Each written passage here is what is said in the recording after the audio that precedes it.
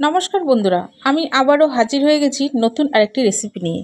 আজকে আমি সেদ্ধ আলু আর সেদ্ধ ডিম দিয়ে একটি মুচমুচে স্ন্যাক্স রেসিপি আপনাদের সাথে শেয়ার করব।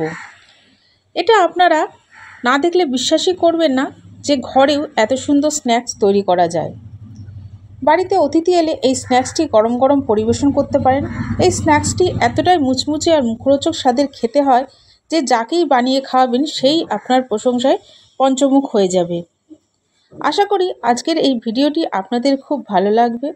ভালো লাগলে প্রথম থেকে শেষ পর্যন্ত দেখার অনুরোধ রইল।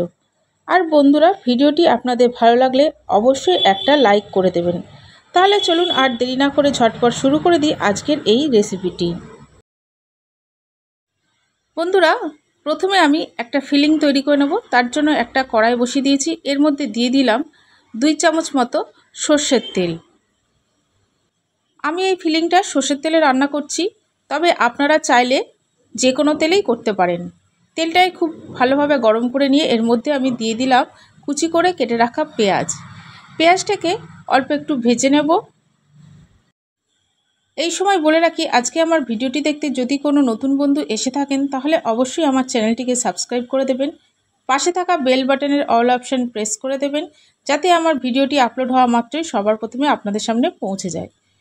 পেঁয়াজটা অল্প ভাজা হয়ে গেলে এর মধ্যে আমি দিয়ে দিলাম ঝাল অনুযায়ী কুচি করে রাখা কাঁচা লঙ্কা। কাঁচা লঙ্কাটাকেও এই পেঁয়াজের সাথে আরেকটু ভেজে নেব। এবার এই পেঁয়াজের মধ্যে দিয়ে দিচ্ছি 1/2 চামচ মতো গ্রেট করা আদা আর 1/2 চামচ মতো গ্রেট করা রসুন। আপনারা এখানে আদা রসুনের পেস্ট ব্যবহার করতে পারেন, তবে গ্রেট করা দিলে এর টেস্টটা বেশি ভালো লাগে। এবার এটাকে একটু কষিয়ে নেব, যাতে করে আদা আর রসুনের কাঁচা গন্ধটা চলে যায়। বন্ধুরা, আমি মশলাটা ভালো করে কষিয়ে নিয়েছি। এরপর এর মধ্যে আমি দিয়ে দিচ্ছি স্বাদ মতো লবণ, দিয়ে দেব রোস্টেড ধনে আর জিরের গুঁড়ো, দিয়ে দিচ্ছি হলুদ গুঁড়ো, আর দিয়ে দেব সামান্য একটু গরম মশলার গুঁড়ো। এবার এইগুলোকে আমি খুব ভালোভাবে মিশিয়ে নিতে নেব। আপনারা চাইলে এখানে লঙ্কার গুঁড়োও ব্যবহার করতে পারেন, তবে আমার কাঁচা লঙ্কাগুলো যথেষ্ট ঝাল, সেই জন্য আমি আর লঙ্কার গুঁড়ো ব্যবহার করিনি। এবার এগুলোকে খুব ভালোভাবে আমি কষিয়ে নিচ্ছি। দেখুন বন্ধুরা, আমার এটা কষানো হয়ে গেছে এবং ভাজা ভাজা হয়ে গেছে। এবার এটাকে আমি নামিয়ে ঠান্ডা করে নেব। মশলাটা ঠান্ডা হতে থাক, ততক্ষণে আমি 2টো সেদ্ধ আলু নিয়ে নিয়েছি। এই সেদ্ধ আলুটাকে আমি গ্রেট করে নেব। এটা হাত দিয়েও ম্যাশ করা যায়, কিন্তু গ্রেট করে নিলে এর মধ্যে কোনো রকম গোটা থাকে না। আর চেষ্টা করবেন আলুর মধ্যে যেন গোটা না থাকে। আমার প্রিয় বন্ধুরা, আমি আপনাদের জানাই আমার বুক ভরা ভালোবাসা, আন্তরিক শুভেচ্ছা, অভিনন্দন ও শ্রদ্ধা। আপনাদের ভালোবাসা ছাড়া আমি সামনের দিকে এগিয়ে যেতে পারবো না। দয়া করে আমাকে সামনের দিকে এগিয়ে যেতে সাহায্য করুন। দেখুন, আলুটাকে আমি গ্রেট করে নিয়েছি। এবার হাত দিয়ে একটু মেখে নিচ্ছি। বন্ধুরা, আমি সবসময় বলে রাখি, আমার বাড়িটা যেহেতু রাস্তার ধারে, সেই জন্য সবসময় গাড়ির আওয়াজ হতে থাকে। এই অনিচ্ছাকৃত ভুলের জন্য আমাকে ক্ষমা করে দেবেন। এবার এটাকে আমি সরিয়ে রেখে দিয়েছি। আমি এবার 3টে সেদ্ধ ডিম দিয়ে নিয়েছি। আপনারা চাইলে ডিমের পরিমাণটা কমাতে বা বাড়াতে পারেন। এবার ডিমগুলোকে আমি কুচি কুচি করে বা টুকরো টুকরো করে কেটে নেব।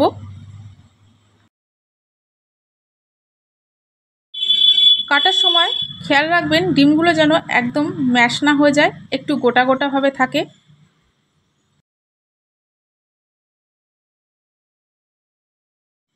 বন্ধুরা, আজকের এই রেসিপিটি আপনাদের কেমন লাগলো সেটা অবশ্যই কমেন্টস বক্সে কমেন্টস করে জানাতে ভুলবেন না। বন্ধুরা, ডিম আলুর চপ তো আপনারা অনেক খেয়েছেন, একবার এইভাবে করে খেয়ে দেখুন। বন্ধুরা, আমি সবকটা ডিমই টুকরো করে কেটে নিয়েছি।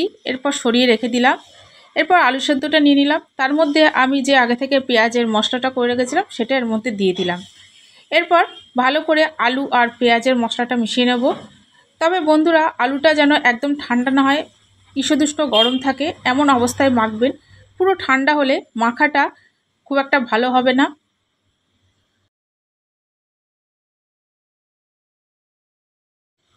আলুটা মাখা হয়ে গেছে। এরপর আমি যে ডিমগুলো টুকরো করে কেটে রেখেছিলাম সেটা এই আলু মাখার মধ্যে দিয়ে দিচ্ছি।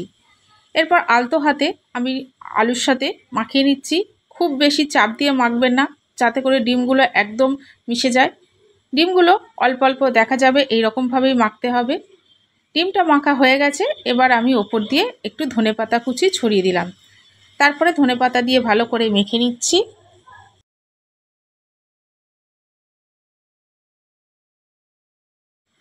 ডিমটা মাখা হয়ে গেলে আমি এবার নিজের পছন্দ মতো শেপ দিয়ে এগুলোকে তৈরি করে নিচ্ছি।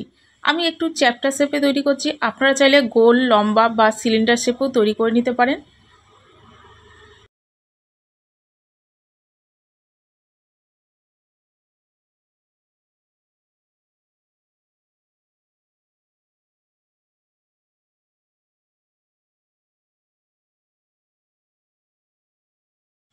আশা করি বন্ধুরা আপনারা এই ভিডিওটা দেখেই সব কিছু জানতে পেরেছেন।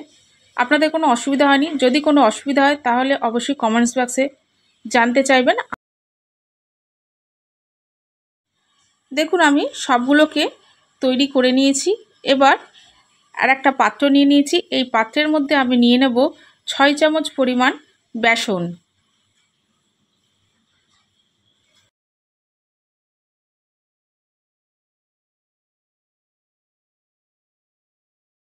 এবার এই বেসনের মধ্যে দিয়ে দিচ্ছি সামান্য লবণ, কালারের জন্য দিয়ে দেবো সামান্য হলুদ গুঁড়ো, দিয়ে দিচ্ছি চিলি ফ্লেক্স, আর দিয়ে দেবো সামান্য একটু বেকিং সোডা।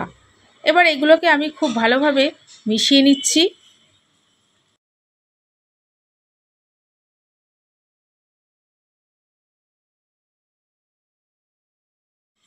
এবার আমি এই বেসনের মধ্যে অল্প অল্প করে জল দিয়ে একটা ঘন ব্যাটার তৈরি করে নেব। সব জল একেবারে দেবেন না, তাহলে কিন্তু বেসনের মধ্যে লাম্পস তৈরি হয়ে যাবে। অল্প অল্প করে জল দিয়ে ফেটাবেন আর এটাকে পাতলা করবেন, তবে খুব বেশি পাতলা করবেন না, একটু ঘনই রাখবেন।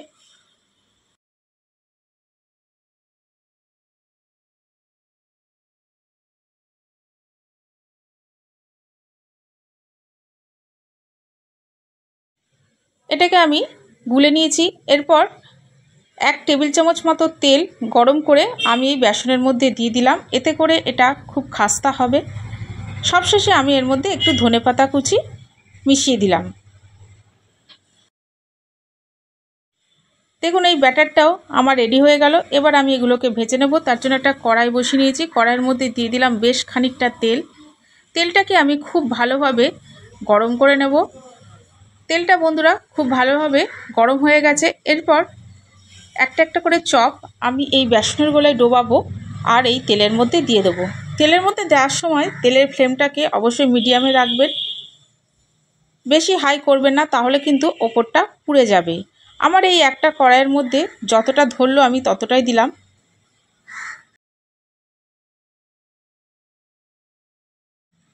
যেই নাস্তাগুলোর তলাটা আমার লাল হয়ে গেছে সেগুলোকে আমি উল্টে দিচ্ছি। জোর করে এগুলোকে উল্টাতে যাবেন না। দেখার কিছুক্ষণ পরেই দেখবেন এগুলো হালকা হয়ে গেছে, তখন এগুলোকে উল্টে দেবেন।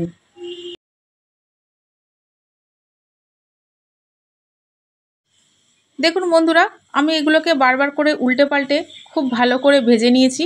তারপরে আমি একটা একটা করে ভালো করে তেল ঝরিয়ে তুলে নিচ্ছি।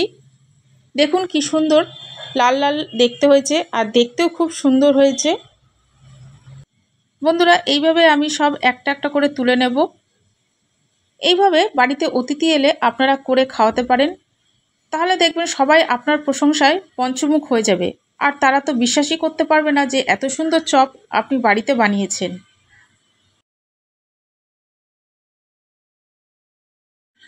তাহলে বন্ধুরা আজ আসি, আবার দেখা হবে নেক্সট এপিসোডে নতুন কোনো রেসিপির সাথে। ততক্ষণ ভালো থাকবেন, সুস্থ থাকবেন। ধন্যবাদ।